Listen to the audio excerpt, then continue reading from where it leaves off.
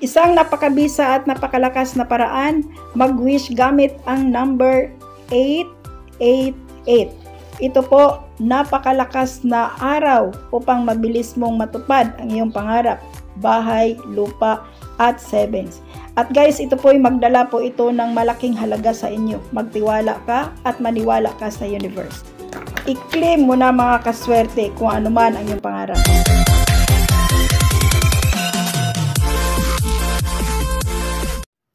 Hello mga kaswerte, kumusta? Welcome to our YouTube channel, Inday 8 Buhay Probinsya. So guys, gawin niyo po ang niyo pong wishes nitong August 8. Ito po yung special day or special na araw po na gawin niyo po ang inyong kahilingan guys. Ito po yung magdala po ito ng katuparan sa iyo pong mga wishes gamit po ang 888. 888. Gaano ito ka laki ang chance na kung ano man ang wish mo sa araw na yan, ito po yung matupad. Magtiwala ka at maniwala po tayo buong buo po sa ginagawa po natin. Kung ano man ang mga pangarap na ilagay mo sa iyo pong wishing paper, ito po ay matupad. Kaya guys, kung gusto mong malaman ito, panoorin niyo po ang video ito. Ituturo ko po sa inyo ang tamang paraan sa paggawa nito. At kung kayo man po ay bago dito sa ating YouTube channel, huwag pong kalimutan i-like, i-share, i-subscribe na rin po kung hindi pa po kayo nakapag-subscribe. Don't forget to hit the bell button for notification para ma-notify ka sa mga susunod nating mga videos. Regular po tayo nag-upload ng video guys. Abangan po ninyo araw-araw. Sa paggawa ng iyong kahilingan sa oras ng alas 3 ng madaling araw or alas 6 ng umaga, before po mag alas 7 ng umaga guys, sa araw po ng August 8, 2024. Ito po guys, napakalaki ang chance kung ano po ang mga wish na iyo pong gawin. Ano po ang yung mga kahilingan sa oras na yan, sa araw na yan. Ito po ay magkaroon ng katuparan. Mabilis po itong mag-grant or mabilis po itong magkaroon ng katuparan. Kaya guys, ano pang hinihintay mo? Gamitin mo ang number 888 ngayong August 8 upang matupad ang iyo pong mga kahilingan. Ganito po ang iyo pong gagawin. Magising po kayo guys. Kailangang sikapin mo pong magising sa mga oras po ng alas 3 ng madaling araw hanggang alas 6 lamang po. Huwag po kayo magpaabot ng alas 7 ng umaga. At maghanda po kayo ng isang puti na kandila. And then, isang malinis na papel at barya. Silver coins po ang ating gamitin dito.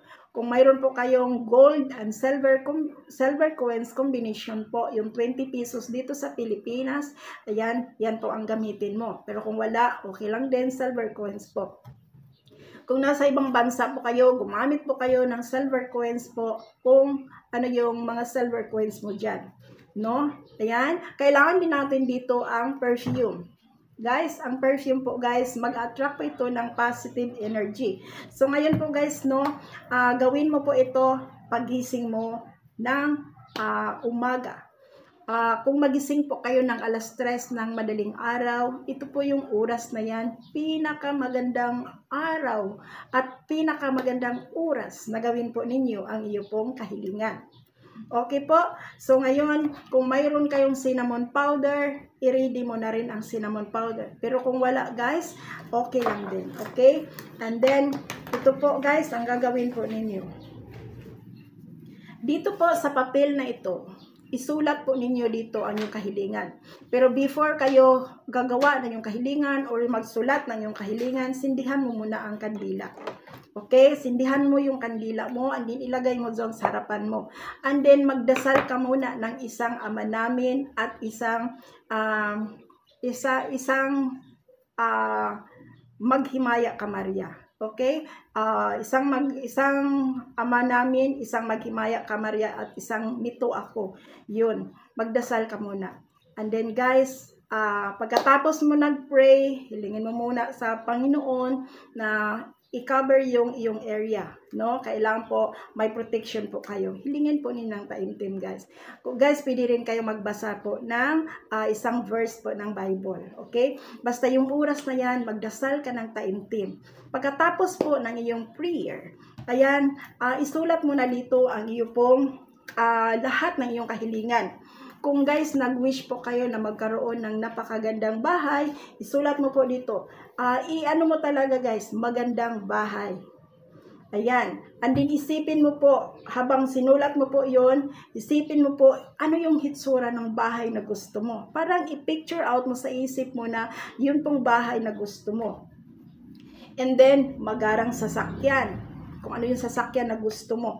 At savings, kung magkano yung savings na gusto mong magkaroon ka.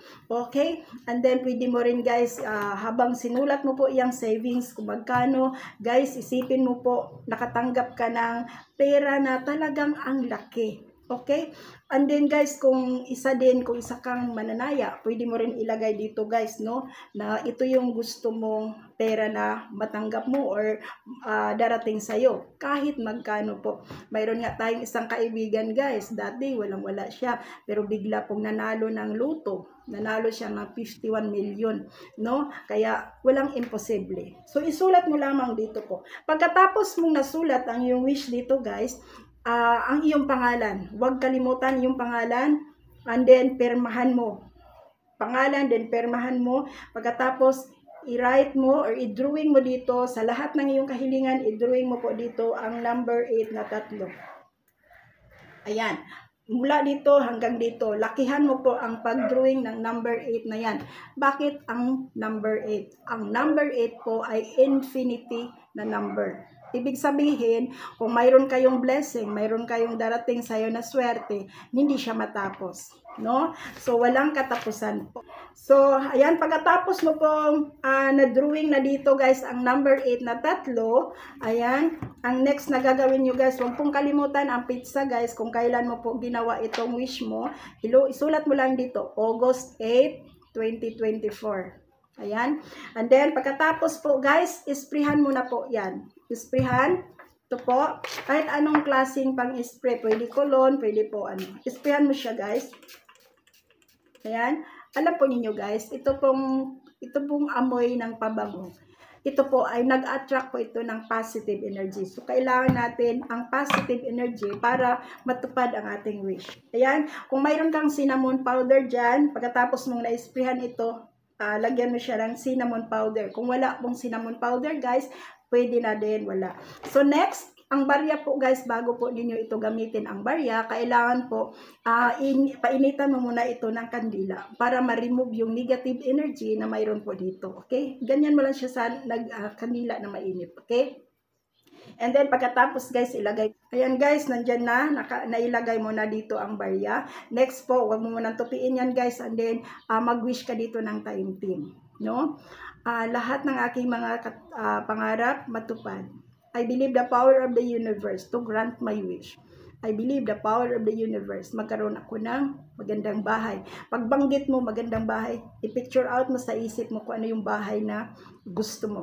I believe the power of the universe na magkaroon po ako ng magarang sasakyan. I-picture out mo sa isip mo guys kung ano yung sasakyan na gusto mo. Habang nakapikit yung mata mo. I believe the power of the universe. Magkaroon ako ng savings na ganito kalaki. Banggitin mo guys kung magkano yung savings na gusto mo po. And then, picture out sa isipan mo guys, nakita mo na ang iyo pong gusto na halaga ng pera, ang iyo pong savings. And then, pagkatapos, I claim it, I claim it, I claim it. I believe the power of the universe to grant my wish. Ayan. Pagkatapos guys, ayan, tupiin po ito guys. Kailangan nasa gitna po ang barya. Tupiin mo po guys. Ang mukha po, kailangan nakataas siya. Okay, tupiin mo na siya. 8 bisis mo po ito tupiin guys.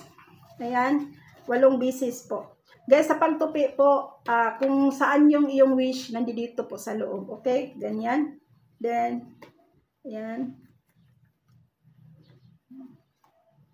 8 bisis ang pagkatupi guys. Every move mo is number 8 po. 1, then 2, 3, 4. 4, 5, 6, 7, then 8, 7, then 8. So, 8 na tupi po guys. 8 na tupi po ang gagawin ninyo dito sa papel na iyan.